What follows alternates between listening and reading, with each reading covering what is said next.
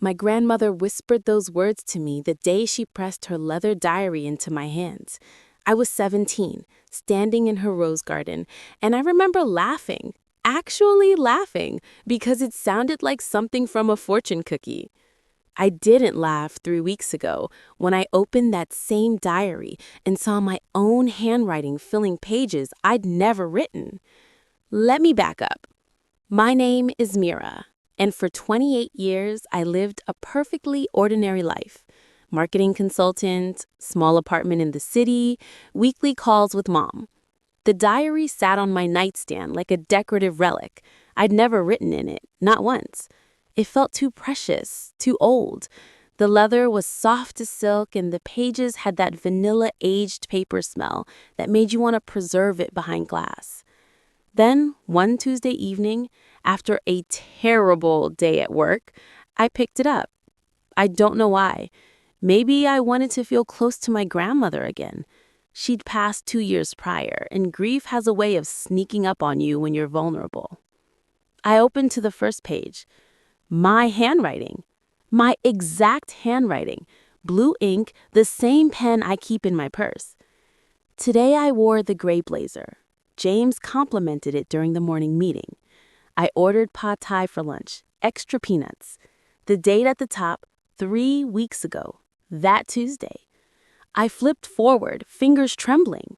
Wednesday, Thursday, each entry detailed my day perfectly.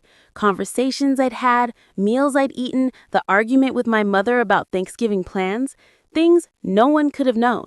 My stomach dropped when I reached the final entry. Tomorrow's date. Just one line, written in my hand, slightly shaky.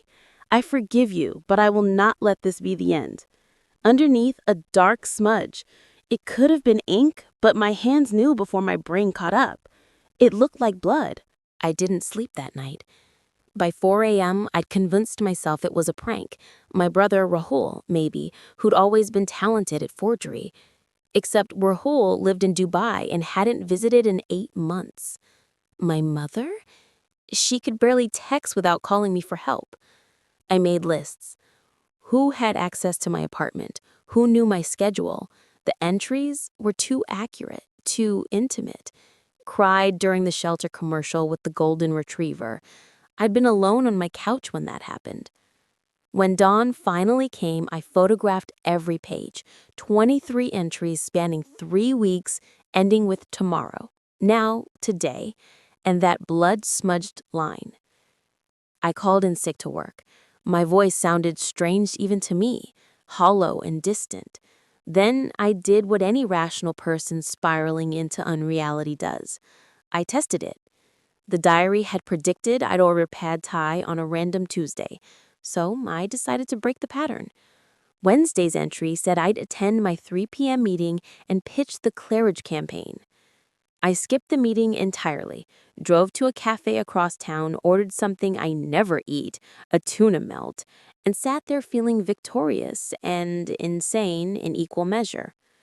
My phone buzzed an hour later. My boss. Mira, thanks for sending the Claridge pitch deck. Client loved it. You're brilliant even when sick. I hadn't sent anything. I opened my laptop with shaking hands. My work email. Sent folder. There it was, timestamped 2:47 p.m., 7 minutes before the meeting I hadn't attended. The pitch deck I hadn't sent. But the signature line, my automatic signature, had a typo I'd fixed 2 months ago. Someone had sent this from an old template. Someone was following the diary. Or worse, someone was making it come true. That night, I installed the security camera I'd panic bought at the hardware store. Tiny, motion-activated, hidden on my bookshelf, aimed at the nightstand. If someone was entering my apartment, I'd have proof. I stayed at a hotel, left the diary exactly where it had been, opened to tomorrow's page, the final page.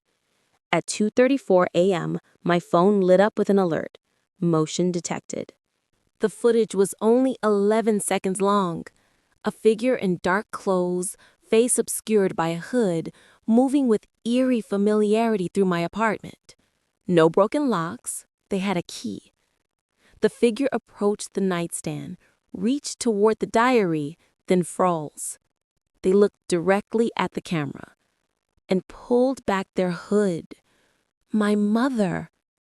I watched it 17 times, each replay driving the knife deeper. Her face was calm, almost serene as she touched the diary, whispered something I couldn't hear, then turned and left as silently as she'd come. The woman who'd raised me, who'd made me honey tea when I was sick, who kept every birthday card I'd ever given her in a wooden box. Why? I sat in that hotel room until sunrise. Then I did something I'd been avoiding. I called my Aunt Priya, Mom's younger sister, the one who'd never quite fit into family gatherings, who asked uncomfortable questions and remembered old grudges. The diary, Priya said after I told her everything, her voice careful, was supposed to go to your mother. Did you know that? I didn't. Your grandmother changed her will 3 months before she died. She gave it to you instead.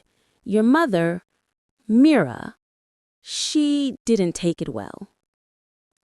The pieces shifted, ugly and sharp. Mom had been obsessed with that diary for years, always asking me if I'd used it, if I'd noticed anything special about it. I thought she was being sentimental. There's a tradition, old, probably superstition, but your grandmother believed it. The diary doesn't predict the future.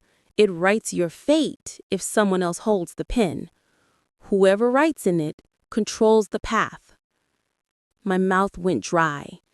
The entries are in my handwriting. Are you sure? Or are they in the handwriting of someone who spent 28 years writing your school notes, signing your permission slips, forging your sick day letters? Oh, God. The final entry. Tomorrow. Today. I forgive you, but I will not let this be the end. Not my words, my mother's. A confession and a threat wrapped in my own hand. I went to the police with everything. The footage, the diary, Priya's testimony about the will. The officer's expression shifted from skepticism to concern when I showed him the blood smudge, now brown with age.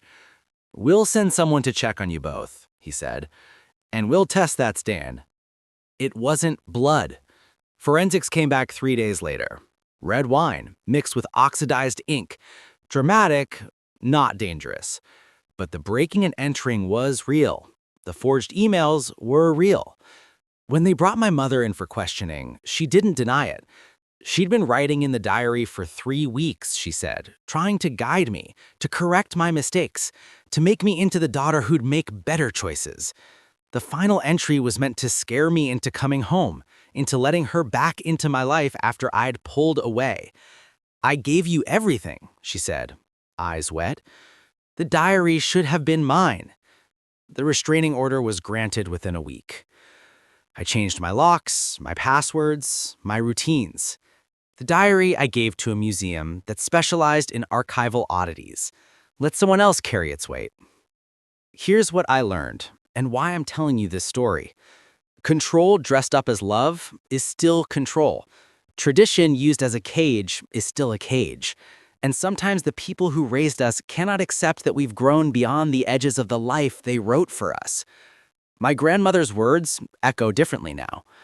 Every page of your life is already written. You just haven't lived it yet. Maybe she wasn't talking about fate. Maybe she was warning me that someone would try to write my story for me, and that my only job was to take back the pen. I write my own days now. Messy, imperfect, uncertain. But they're mine. Which city are you listening from? Drop a comment. I read every one.